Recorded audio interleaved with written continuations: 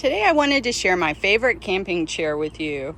My husband teases me because I'm always trying to find a chair that I really like, and this has been it. We have had this chair for about 4 years. It has held up really well. It's what I call my winter chair. As you can see, it's very cushiony and padded, very comfortable.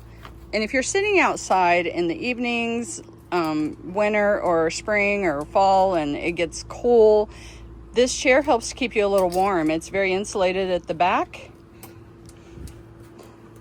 It works. It's very comfortable. It does fold up. It does have a little pocket right here for you to put a drink in or your phone. And this chair does fold up. It is a little bit tricky. It doesn't fold quite as easy as some other foldable chairs. You really kind of need two hands to do it. Let's see. And you could put a bungee cord around it to kind of hold it together. It does not stay collapsed by itself. So if you were, loading it in and out of your truck, you may want to wrap a bungee cord around it to kind of keep it folded. But easily push down on one arm and it unfolds.